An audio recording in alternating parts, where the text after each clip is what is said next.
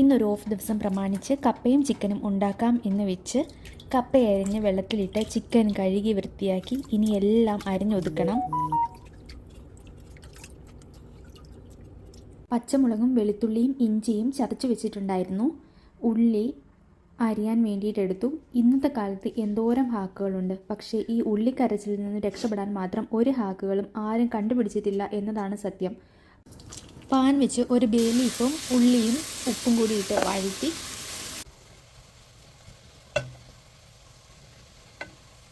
ഉള്ളി നല്ല ബ്രൗൺ കളറായപ്പോൾ ഇഞ്ചിയും വെളുത്തുള്ളിയും ചതച്ച് വെച്ചിരിക്കുന്നത് അതിലോട്ട് ചേർത്ത് പിന്നെയും നന്നായിട്ട് വഴറ്റി പച്ചമണം മാറുന്നിടം വരെ വഴറ്റണം.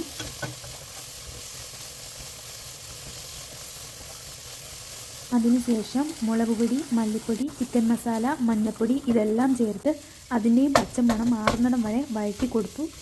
ഈ വഴറ്റലിനാണ് കാര്യം കേട്ടോ. നന്നായിട്ട് പച്ചമണം മാറുന്നിടം വരെ വഴറ്റണം.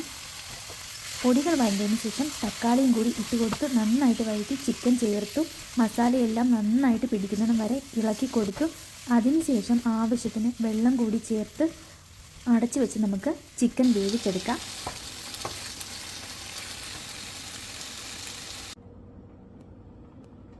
ഇനി നമുക്ക് നമ്മുടെ ചീനി റെഡിയാക്കി എടുക്കാം. വെന്ത ചീനിയിലേക്ക് ചതച്ച തേങ്ങ, ജീരകം, വെളുത്തുള്ളി, കറിവേപ്പില, പച്ചമുളക് ഈ മിശ്രിതം ചേർത്ത് നന്നായിട്ട് നമുക്ക് ഇളക്കി യോജിപ്പിക്കാം.